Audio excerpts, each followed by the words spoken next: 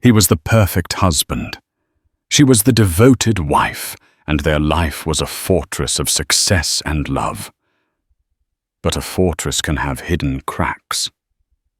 One cold Tuesday night, Serena Hayes came home early, only to find her world shattered by a single whisper. She stood in the darkness of her own garden, listening to her husband, Marcus, murmur 3 fatal words into his phone. "I love you." But he wasn't talking to her. He was talking to the woman in the sleek silver Audi parked across the street, the mistress waiting just outside. Life for Serena Hayes was a blueprint meticulously drawn and perfectly executed. At 34, she was a partner at a rising architecture firm, Hayes Design Studio, and was finally heading her passion project, a state-of-the-art pro bono children's advocacy center in downtown Brooklyn. Her life partner in every sense of the word was Marcus Thorne. Marcus was the charismatic, razor-sharp senior VP at Blackwood Capital, a man who moved through the cutthroat world of venture capital with an unnerving, magnetic confidence. Their home, a stunningly modern glass and steel structure in the wealthy enclave of Willow Creek, was a testament to their shared success. Serena had designed it herself, a gilded cage, as her best friend Chloe sometimes joked. It was all clean lines, floor-to-ceiling windows, and impersonal expensive art. It was beautiful, but lately it had begun to feel sterile. The sterility, Serena reasoned, came from Marcus's increasing absence. For the past 6 months, he had been consumed by what he called the Apex merger, a massive company-defining deal. The late nights had become all-nighters. The quick text messages had become terse, one-word replies. When he was home, he was distant, his mind clearly crunching numbers in a boardroom miles away. "It's just this one deal, Serena," he'd promise, massaging her shoulders as she sketched at her drafting table. "Once this thing closes, I'm all yours. We'll take that trip to Mykonos, I promise." Serena wanted to believe him. She loved him. She loved the life they had built. But architects are trained to notice the details, the small fissures in a foundation that predict a larger collapse. The first fissure was a charge on their joint American Express statement, the Cypress Grill. It wasn't one of his usual steakhouse haunts for clients like Del Frisco's or the Capitol Grill. This was a new, incredibly expensive and notoriously romantic restaurant that had just opened in Tribeca. When she'd asked, he'd waved it off. "Client dinner, honey. Had to woo the new board members. You know how it is." She'd let it go. But the charge appeared again, and again. Always on a Tuesday. Another fissure, his new password discipline. Marcus, once notoriously lazy about security, now had new complex passwords on his phone and personal laptop which he snapped shut whenever she entered his home office. "New company protocol," he'd said. "SEC compliance. It's a nightmare." Serena was busy. Her children's center was finally breaking ground, and the stress of managing contractors and donors was immense. She told herself she was projecting her own stress onto him. She was manufacturing doubt because he wasn't available to support her. This particular Tuesday started like any other. Marcus had left before dawn, kissing her forehead with cool lips, murmuring something about due diligence. Serena spent the day on site, her boots covered in mud, her heart full. The first steel beams were going up. It felt real. By 4 p.m., she was exhausted, but exhilarated. She decided to surprise Marcus. She'd go home, cook his favorite meal, braised short ribs, and they would have a real disconnected evening. She even bought a bottle of the '09 Stag's Leap he adored. She drove home through the crisp October air, the city lights beginning to sparkle, a genuine smile on her face for the first time in weeks. She was going to fix this.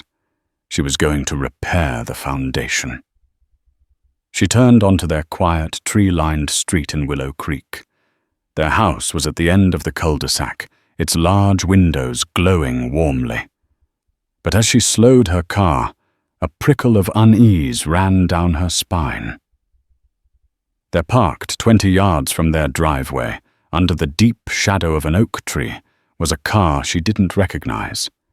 It was a sleek silver Audi A7, its engine idling a faint plume of exhaust fogging the cold air. It was a car that didn't belong. There were no lights on inside, but Serena could just make out the silhouette of a single person in the driver's seat. She felt a sudden, irrational chill. Instead of pulling into her driveway, she parked her own car, quietly down the street, obscured by a neighbor's overgrown hedge. She got out, clutching her bag, the bottle of wine cold against her chest.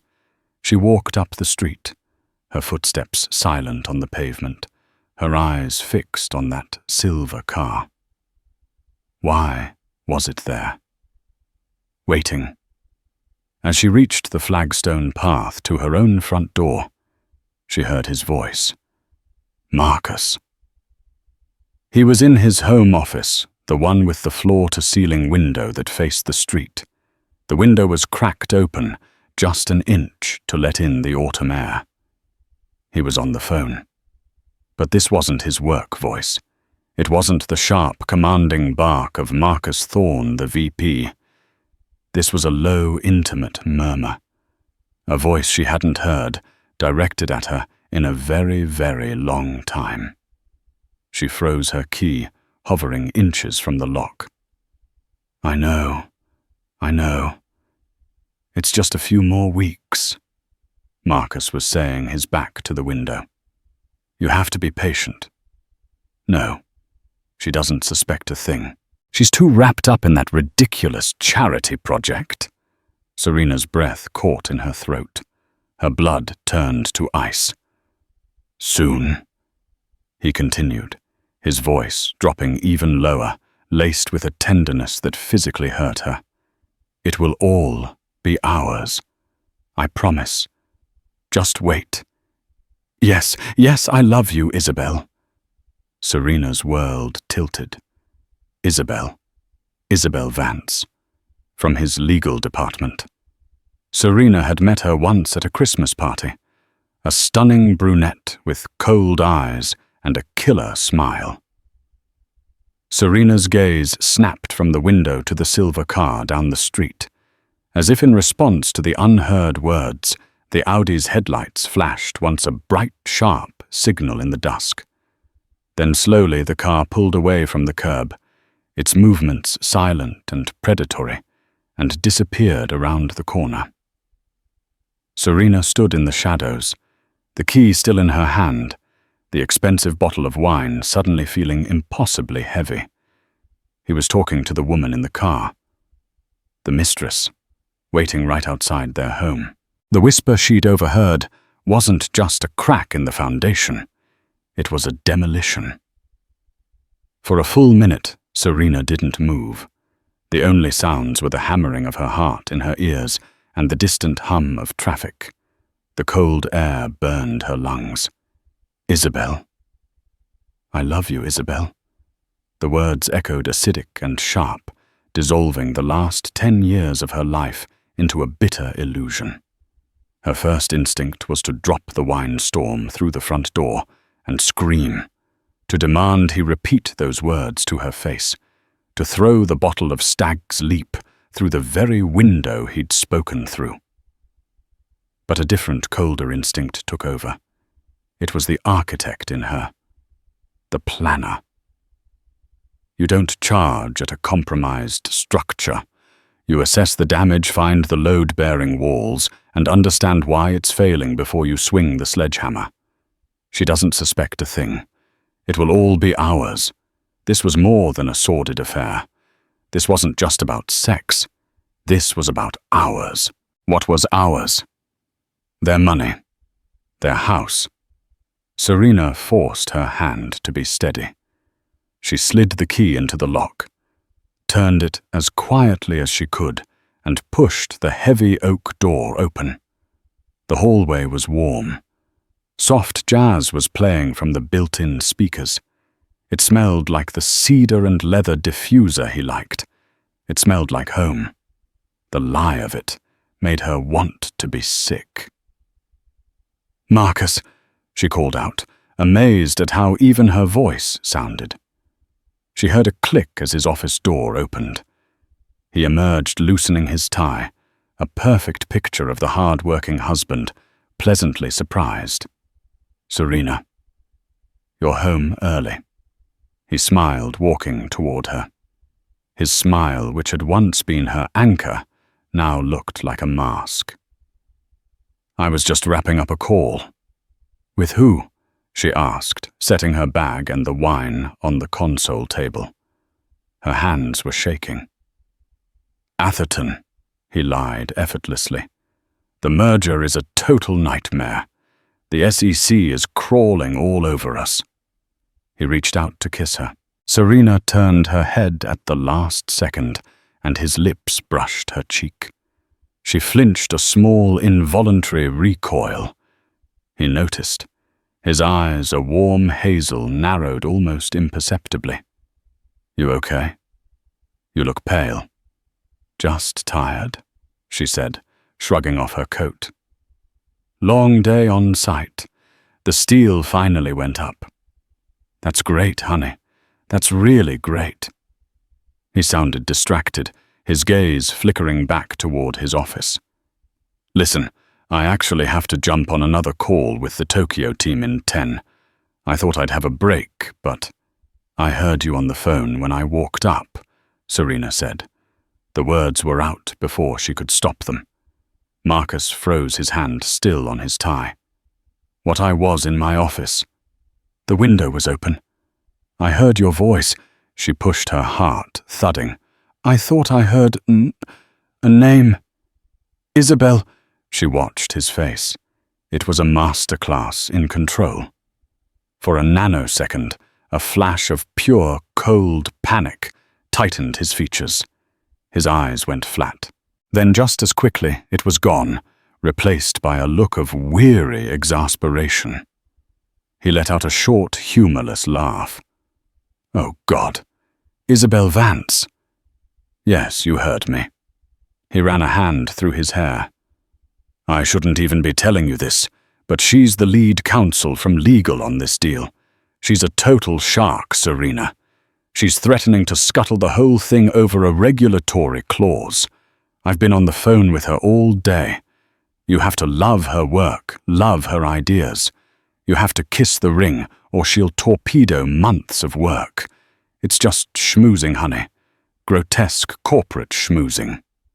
The lie was brilliant. It was fast, detailed, and plausible. It perfectly twisted the truth. He'd used her name, admitted it, and recontextualized it in a way that made him the victim of corporate drudgery. But Serena knew what she had heard. She had heard intimacy, not irritation. She had heard, "I love you," not "I love your work." And she had seen the silver Audi. "Oh," Serena said, forcing a small, tired smile. "Right. That sounds awful." "It is," he said, the relief on his face barely hidden. He gestured to the wine. "Stag's leap. You read my mind. Look, let me just finish this one call. It shouldn't be more than an hour. Then I am all yours. We can open that you can tell me about the building and I'll give you a proper welcome home." He kissed her cheek again, a dry, proprietary peck. "Don't start the ribs without me." He turned and walked back into his office, closing the door firmly behind him. A moment later, she heard the faint, muffled sound of his voice, resuming lower this time. Serena stood alone in the hallway, the jazz music swirling around her. He was lying. He was lying about everything. The affair was real. The woman was real. And they were waiting for something. It will all be ours. She looked at the bottle of wine. She looked at the raw, beautiful short ribs waiting in the kitchen. She had planned to build a bridge back to him tonight. Instead, she had discovered a chasm. She picked up the wine, not to open it, but to put it back in the rack. She wouldn't be cooking dinner. She wouldn't be celebrating. She walked past his office, went upstairs to their master bedroom, and quietly closed the door. She sat on the edge of their king-sized bed, the one with the 1,000-thread count sheets, and looked at their life.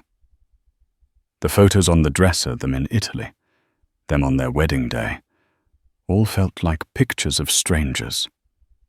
The mask of normalcy was on. He had his, and now she had hers. He was in his office planning his next move with his mistress. She was in their bedroom planning hers. The architect's mind, the one that saw structures and systems, kicked in. She wasn't just a heartbroken wife. She was an investigator. She needed evidence. She needed blueprints of his betrayal. And she was going to find them. Serena waited. She showered, letting the scalding water beat against her skin, trying to wash away the feeling of his deceit. She changed into pajamas, climbed into bed, and turned off the light, her body rigid with manufactured sleep. 2 hours later, well after 1 a.m., Marcus finally came upstairs. He undressed in the dark, his movements quiet, assuming she was asleep. He slid into bed, his back to her, and within minutes his breathing evened out into a deep rhythmic pattern. Serena lay there, staring into the darkness, her senses hyper-alert. The man sleeping 5 inches away from her was a stranger, a liar, a thief, apparently. It will all be ours. She waited another 30 minutes, her heart pounding a frantic rhythm against her ribs, until she was certain he was deeply asleep. Then slowly, silently, she slid out of bed. The floorboards were cold under her bare feet. She crept downstairs, navigating the glass and steel house like a ghost. The ambient light from the city gave the hallway a sterile blue glow. She reached his office. The door was unlocked. She slipped inside, closing it gently behind her, and flicked on his green banker's lamp, bathing the desk in a small pool of light. The room smelled of him, his cologne, the leather of his chair. It was sickening. Where to start? His phone was upstairs, charging on his nightstand. Too risky. He'd wake if she tried to take it. It had to be the computer. She sat in his chair, the leather still warm, and woke his high-end workstation. A login screen appeared. A password. She tried the basics, her birthday, their anniversary. Serena Marcus 2015. All incorrect password. He really had changed everything. She sat back thinking, what was he working on? Apex merger. She tried Apex Deal 2025. Blackwood Apex. Nothing. She felt a surge of frustration. She was locked out. Her eyes scanned the desk. It was obsessively neat. A moleskin notebook. A stack of files all labeled Apex. A framed photo of her and him smiling at a gala. She had the urge to turn it face down. In a small bamboo tray next to his designer stapler was a jumble of keys, paperclips, and a few USB sticks, and beneath them a credit card. She picked it up. It wasn't their joint Amex. It was a Blackwood Capital Corporate card, a Visa Infinite, with his name on it. He'd always had a corporate card, but he usually used the joint one for client dinners and expensed it back. She turned on the desk's adding machine and pulled up the most recent statement he'd printed and tucked in a drawer. She hadn't seen this statement before. He must have stopped submitting them to their home accountant. She started reading. The charges were staggering. The Cypress Grill, $850. The Cypress Grill, $720. Tuesdays, just as she'd seen, but there was more. Tiffany & Co., $12,400. The Pendry Hotel, Manhattan, $1,850. NetJets flight charter, $22,000. Cartier, $8,100. A hotel, a private jet, thousands of dollars in jewelry, none of which she had ever seen. This wasn't schmoozing Isabel Vance. This was funding her. This was a parallel life. Her hands were shaking so hard she could barely hold the paper. This was sordid textbook infidelity. The classic, arrogant, wealthy man's mistake. But it still didn't explain, it will all be ours. This was his corporate card, his company's money. It didn't explain the threat. She turned back to the computer. She had to get in. She thought about Marcus, about his arrogance. What was he proud of? He was a man of ego. His passwords had always been about his achievements. She remembered years ago, before they were married, he had bought a small sailboat. He was insufferably proud of it. What had he named it? It was a stupid, terrible name. A play on words. Avarice. She typed it in. Avarice 2025. Access granted. The desktop bloomed to life. Her blood ran cold. Avarice. Greed. He had named his boat Greed, and now he used it as the password to the computer where he was plotting to steal from his own wife. She felt bile rise in her throat. She swallowed it down, forcing herself to focus. She opened his file explorer. His drive was meticulously organized. Blackwood, Clients, Personal, and one folder separate from the rest on his desktop. It was labeled Project Legacy. She clicked it. It opened. It wasn't encrypted. He'd hidden it in plain sight, protected only by his main password. The folder wasn't full of merger documents. It was full of her. Scans of her driver's license, scans of her passport, a PDF of her father's will. Serena's father, Robert Hayes, had been a brilliant self-made real estate developer. He had passed away 2 years ago, leaving Serena a significant inheritance. But he hadn't trusted Marcus, not fully. He'd put the bulk of his estate, nearly $90 million, into a philanthropic trust, the Hayes Legacy Fund. Serena was the sole trustee, and the funds were legally earmarked for her to use on charitable projects like the Children's Center. She scanned the folder, her horror mounting. There were legal documents, drafts, and spreadsheets, and a subfolder named Transfers. She opened it. Inside was a single, terrifying document. It was a wire transfer authorization form, beautifully forged with a scarily accurate-looking digital signature of her name. It was authorizing the full liquidation of the Hayes Legacy Fund, all $88.4 million, to be transferred not to her children's center, but to an offshore entity. A holding company in the Cayman Islands. She'd never heard of Thorne Vance Holdings, LLC. Thorne. Vance. They weren't just having an affair. They weren't just planning to leave. They were planning to empty her father's legacy, steal her entire inheritance, and disappear. The words echoed again, sharp and clear. She doesn't suspect a thing. It will all be ours.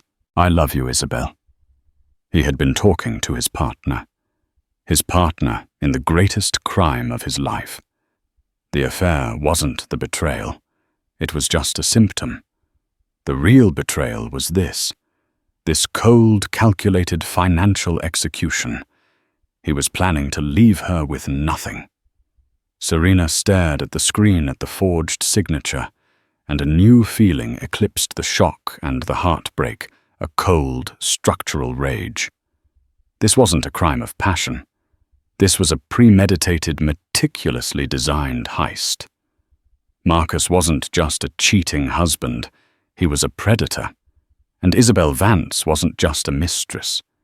She was a co-conspirator, a lawyer at that.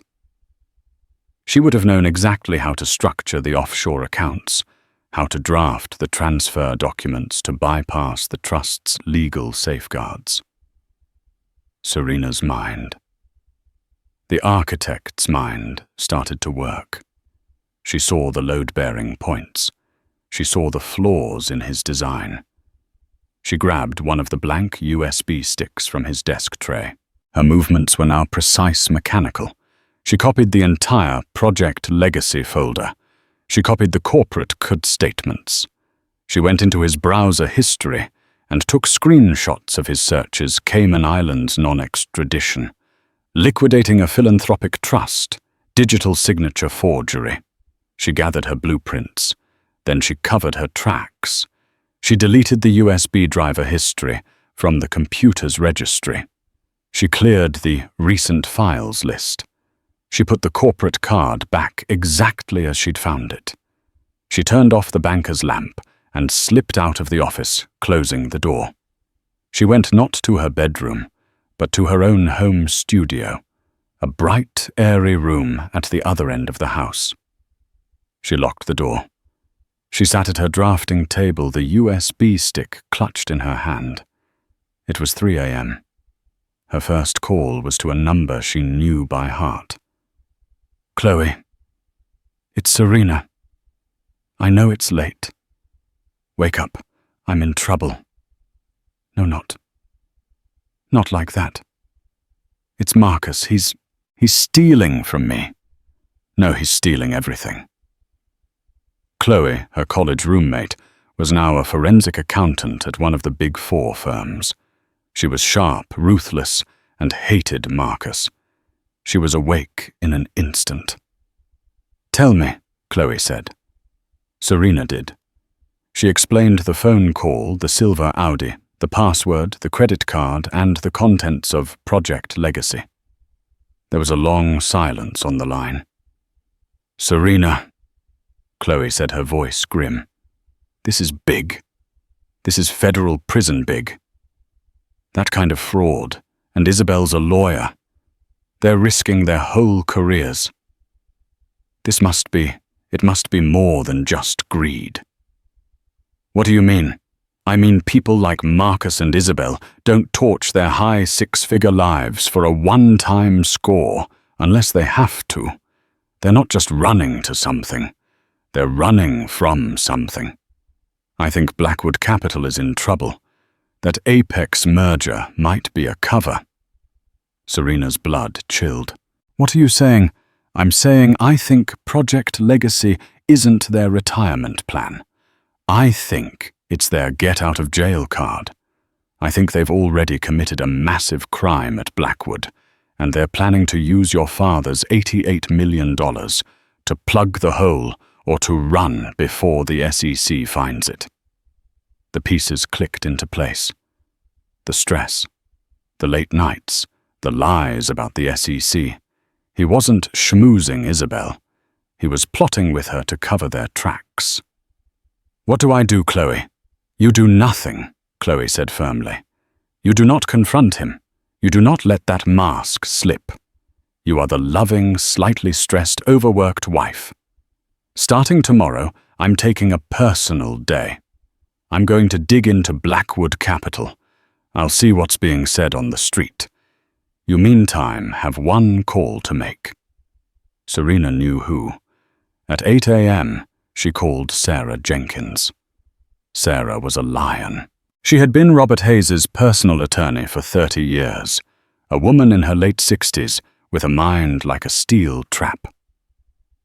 She had drafted the trust specifically to protect Serena from men like Marcus. Serena drove to Sarah's office in the city at the prestigious firm of Jenkins and Associates, housed in the gleaming Meridian Tower. She sat in the plush leather chair, slid the USB stick across the mahogany desk, and told her the same story. Sarah listened without a single change in her expression. When Serena was finished, the lawyer steepled her fingers. He bypassed the primary safeguard. Sarah said, her voice dangerously quiet. What safeguard? Your father. He put a clause in the trust. A key man clause. Any liquidation over $50 million requires not just your signature, but the co-signature of a secondary trustee. Who? Serena asked. Me. Serena stared. Sobe. The forged document. It's useless. As it stands, yes. The bank would have rejected it. But, Sarah said, tapping the desk, he and Miss Vance are not stupid. This forged document is step 1. Step 2 would be to remove me as the secondary trustee. The only way to do that is to have you declare me incompetent or to sue me. It would be messy. They must be getting desperate. Or, Serena said, the cold realization dawning, they don't know about you. My father added you after Marcus helped him with the initial draft, didn't he? Sarah Jenkins allowed herself a small, grim smile. Your father was a very smart man. He knew Marcus was good with numbers, so he let him build the cage. He just didn't tell him where I kept the key. They are planning a robbery, not realizing the vault is already empty. So I'm safe. Serena felt a wave of relief. No, Sarah said, her smile vanishing. You're in more danger. When they try to execute that transfer and the bank refuses citing my authority, what do you think their next move is? They will come to you. They will pressure you. They will threaten you. They will try to force you to have me removed. Their plan is failing, Serena, and that makes them cornered animals. What do? We don't wait for them to fail, Sarah said, picking up her phone.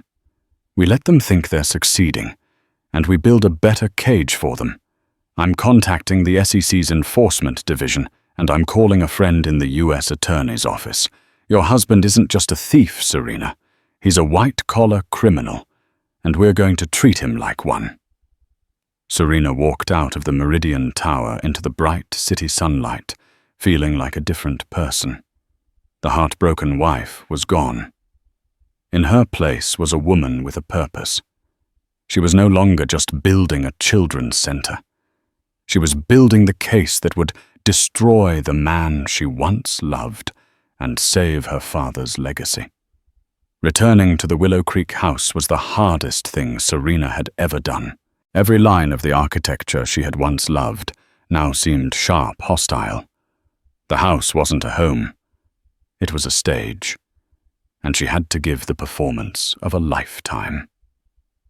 Marcus was in the kitchen when she got back, sipping coffee, scrolling through his phone. He was dressed in a crisp, bespoke suit, the picture of success. Hey, you were gone early, he said, not looking up. Had to meet with a donor. Serena lied, her voice breezy. The one I told you about, the one obsessed with LEED certifications. Right. He finally looked up, his eyes scanning her. Everything okay? Just tired, you know. But I was thinking, she said, forcing herself to walk over to lean against the counter near him. You've been working so hard, and I've been so wrapped up in the center. I miss you. He looked surprised. Then a slow, calculating smile spread across his face. It was the smile of a predator who sees the trap door opening. I've missed you too, honey, he said, setting his phone down. "I told you just a few more weeks." "I know. But this Apex merger, it's so important to you. And that Project Legacy thing you mentioned once, the new fund." She dropped the name casually, as if it were an afterthought. His entire body tensed. She saw his pupils dilate. "What about it?" His voice was sharp. I know it's your next big move, and I was thinking about my father's fund, the Legacy Fund. It's just sitting there in low-yield bonds. It's not doing anything. My father, he always said to follow smart money, and you're the smartest man I know."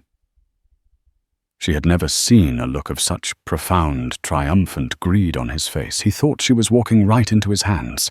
He thought he wouldn't need the forgery after all.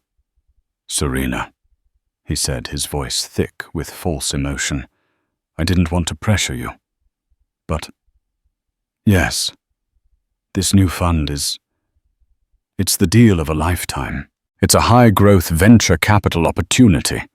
Exactly the kind of thing your father's trust was designed to invest in." "The kind of thing you designed it to invest in," she said with a flirtatious smile. He beamed. "I was thinking of you, of us. Serena, this investment. It wouldn't just double your father's legacy. It would triple it. It would mean we could really start that family. You could step away from the firm. We could have everything. It will all be ours." I want to, Marcus," she said, pretending to be overwhelmed. "I really do. It's a lot of money. $90 million. It's scary." "It's not scary," he said, taking her hands. His skin was warm. "It's a sure thing. Look, I'll have the documents drawn up. You can look them over. It's just a simple transfer, from your fund to my new one. It's clean." "Okay," she whispered. "Okay. Let me see the papers." "I'll have them for you by the end of the week," he said, kissing her forehead. "You won't regret this, Serena. This is the start of everything." He grabbed his briefcase, a new energy in his step.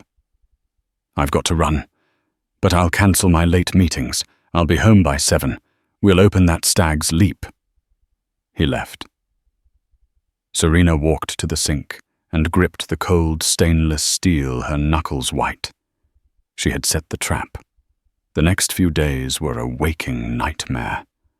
Serena lived with him, slept beside him, and acted the part of the compliant, adoring wife.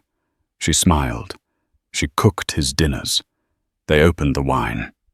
He made love to her, and she had to fight not to recoil, closing her eyes and thinking of the blueprints for her children's center, focusing on the structural steel, the concrete, the glass. Anything but the man touching her.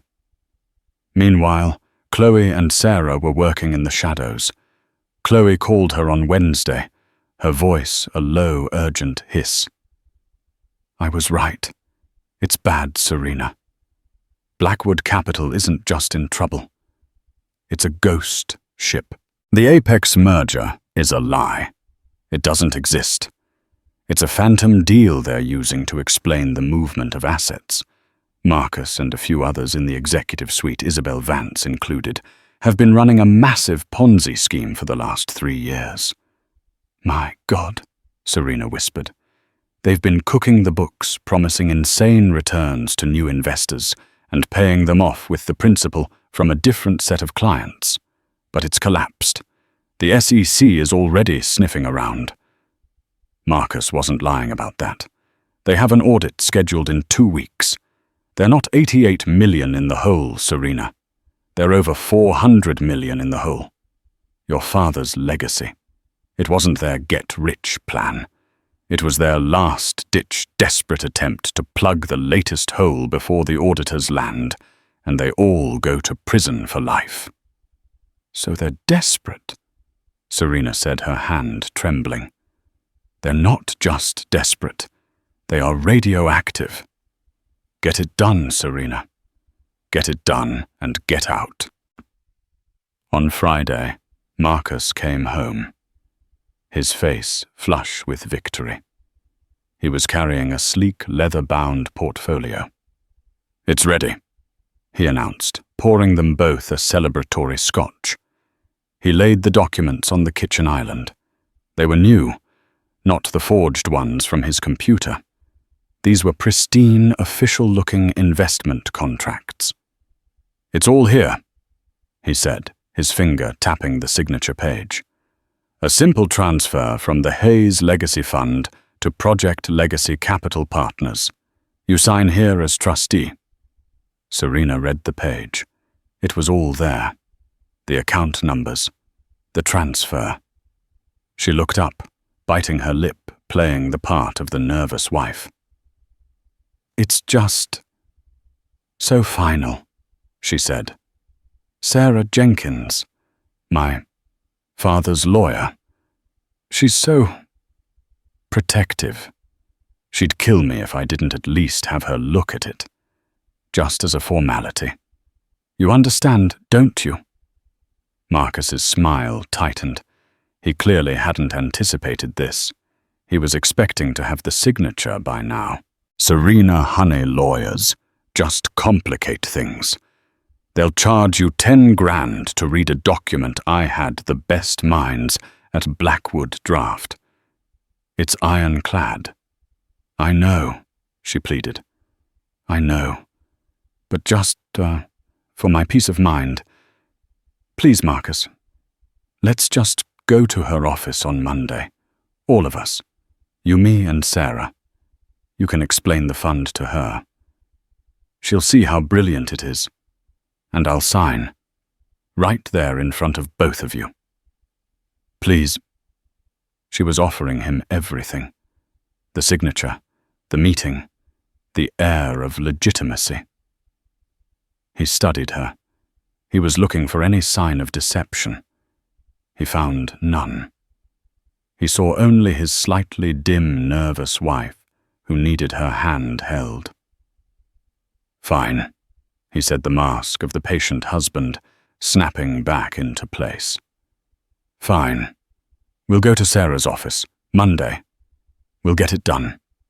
But Serena, this deal is time-sensitive. It has to be Monday." "Of course," Serena said, giving him a brilliant, relieved smile. "Monday at 10 a.m. I'll book the conference room." Monday morning dawned cold and grey. Serena dressed with mechanical precision. She chose her armor, a charcoal grey suit, a simple black silk shell, and her hair pulled back in a severe professional knot. She looked less like a wife and more like an architect attending a zoning board meeting. Marcus was electric, vibrating with a barely contained, triumphant energy. He was in his finest suit, a dark navy brioni with a power-red tie. He looked every inch the master of the universe. "You ready to change our lives, Serena?" he said, kissing her. His lips were dry. "I'm ready," she said, her voice a perfect monotone. In the car ride to the Meridian Tower, he was giddy talking about the house they'd buy in the Hamptons, the jet they'd charter. He was spending the money already. Serena just stared out the window, watching the city go by her stomach, a cold, hard knot. They arrived at the 40th floor offices of Jenkins and Associates. The receptionist, a woman Serena had known for years, gave her a brief, supportive nod and showed them to the main conference room. It was a vast, intimidating space with a 30-foot polished granite table and a panoramic view of the Statue of Liberty. Sarah Jenkins was already seated at the head of the table, her posture impeccable. "Marcus," she said, her voice neutral. "Good to see you." "Sarah," Marcus said, his charm turned up to high. "A pleasure. You know, I was just telling Serena this is really just a formality." "I'm sure," Sarah said, cutting him off. "Please sit." They sat. Serena took the seat to Sarah's right. Marcus sat opposite her, placing his leather portfolio on the table with a solid thud. "I've got to say, Marcus," Serena said, her voice shaking just enough to sound nervous. "I'm still a little overwhelmed. I'm glad you're here. Don't you worry about a thing, honey," Marcus said, his voice dripping with condescension.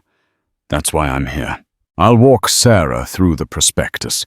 It's complex, but the returns are—" The conference room door opened again.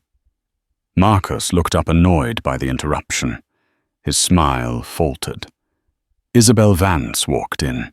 She was stunning, dressed in a sharp white suit, her dark hair shining. She carried a briefcase. She looked at Serena with a flicker of triumphant contempt, then smiled at Marcus. "Isabel," Marcus said, recovering quickly, though a flush had risen in his neck. "I wasn't aware you'd be joining." "Hello, Marcus," Isabel said, her voice like silk. "When I heard you were meeting with Mrs. Hayes's estate lawyer, I thought it best if Blackwood's legal counsel were present, just to ensure the I's are dotted. Don't you agree, Mrs. Hayes?" Serena just stared at her. The audacity, the sheer, naked arrogance. Here she was, the mistress, the co-conspirator, the woman from the silver Audi. She had come to witness her victory. "Of course," Serena said quietly. Isabel took a seat next to Marcus, the two of them side by side. The partners.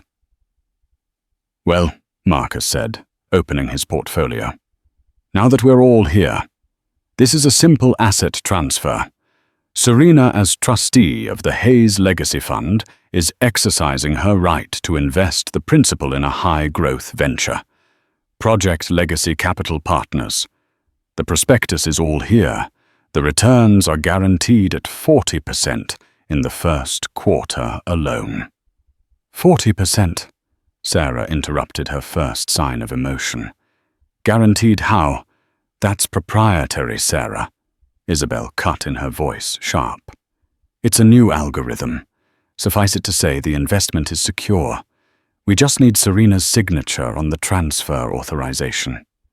Marcus slid the document across the vast table. It stopped directly in front of Serena. "Here you go, honey," Marcus said. "The pen is right there." All eyes were on her. Marcus expectant, Isabel smirking, Sarah completely still. Serena looked at the paper. She looked at the 18 and 4s and 400,000 hospital figure. She looked at the signature line. She pushed the document back across the table. "No." The word hung in the air, small and cold. Marcus's smile vanished. "What, Serena, don't be difficult. We discussed this." "We did," Serena said. Her voice was suddenly clear. The shaking was gone. "And I'm not signing it." "Serena, what is this?" Marcus hissed, his charm evaporating, revealing the raw anger beneath. "Is this a shakedown? You want a better cut?"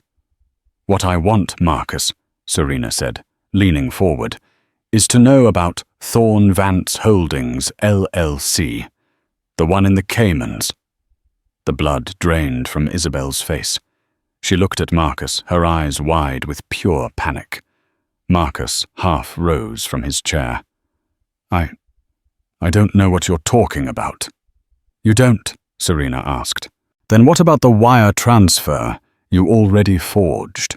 The one on your computer? The one you used my father's old password, avarice, to protect? Did you think I wouldn't find it?" Marcus stared at her, his mouth open. He was for the first time since she'd met him speechless. "And you, Isabel?" Serena continued, turning her gaze on the lawyer.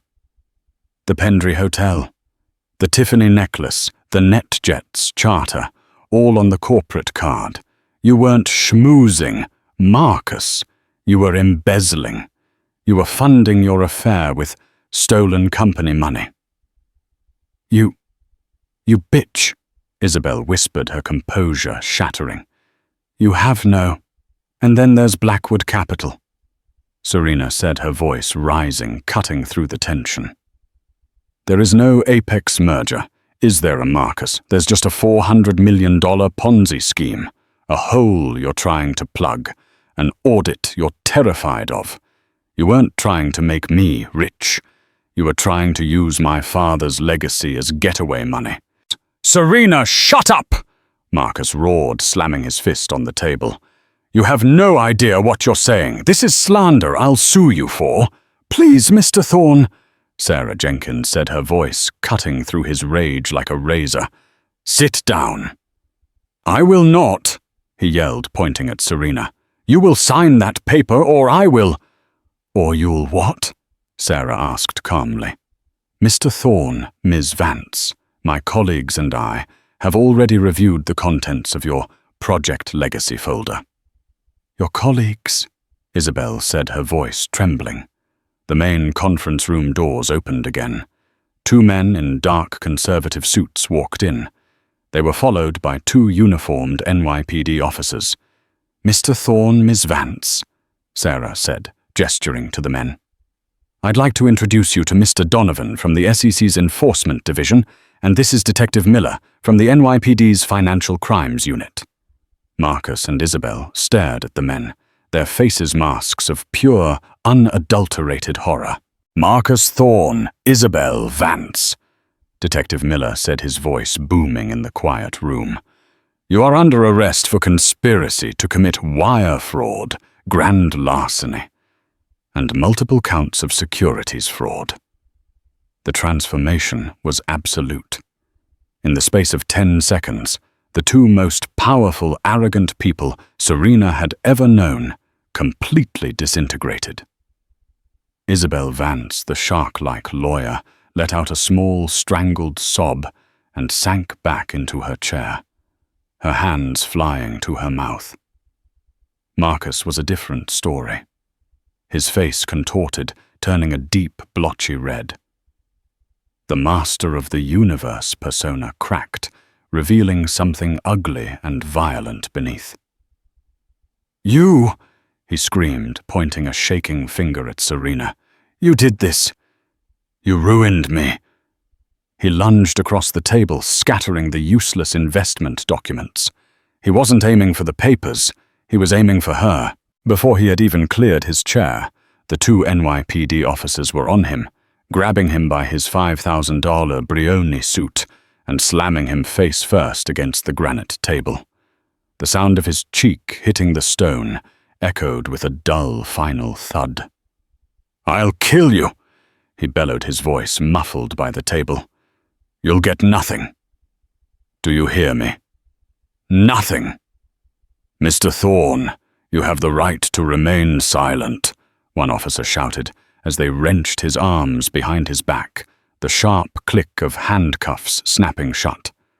Isabel was crying openly now, mascara running down her pale cheeks as the other officer cuffed her hands in front of her. I just did what he told me," she whimpered. "It was his plan. It was all his plan." "Save it, lady," Detective Miller said flatly. "You have the right to an attorney." Mr. Donovan from the SEC, who had been watching with a dispassionate expression, finally spoke, addressing Sarah. "Miss Jenkins, my team is already at Blackwood Capital's main office. We're seizing their servers as we speak. This is a very good day's work."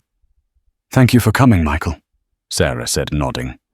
The officers hauled Marcus to his feet. His perfect hair was mussed, his red tie askew. A dark bruise was already forming on his cheek. He looked feral. He stared at Serena, his eyes burning with a hatred so pure it was terrifying. "I never loved you." He spat the words heavy with venom. "Not for 1 second. You were just convenient. A convenience." Serena stood up, facing him. The tears that had threatened for a week finally came, but they were not tears of sadness. They were tears of rage and release. "I know," she said, her voice shaking but strong. "The tragedy is I loved you. But you didn't love me, and you didn't love her." She nodded at the weeping Isabel. "You only loved one thing. Do you remember your first boat, Marcus? The one you were so proud of?" He just stared at her, confused by the non sequitur. "You named it avarice," Serena said. "My father always warned me about that word. He said avarice sinks every ship. And you, Marcus, you just sank your own." His face crumpled, the hatred replaced by the sudden stark realization of his absolute and total defeat. "Take them away," Detective Miller ordered. They were led out of the conference room. Marcus Thorne, the titan of venture capital, and Isabel Vance, the brilliant lawyer, were walked past the glass-walled offices of Jenkins and Associates, their hands bound their lives over. Serena stood watching them go, her body trembling with the adrenaline crash. When they were gone, she turned to the window. The grey sky was still there. The Statue of Liberty was still standing, holding her torch. The world hadn't ended. Sarah Jenkins came up beside her and put a hand on her shoulder. "It's over, Serena," she said softly. "He never loved me," Serena whispered, watching the traffic moving on the street 40 floors below. "The Marcus you loved probably never existed," Sarah replied. "But your father did, and his legacy is safe. You did what he would have done. You protected it." Serena nodded, taking a deep, shuddering breath. The gilded cage had been demolished. The foundation was gone. But she was, for the first time in a decade, standing on solid ground. The aftermath was immediate and explosive. The arrest of Marcus Thorne and Isabel Vance set off a financial bomb.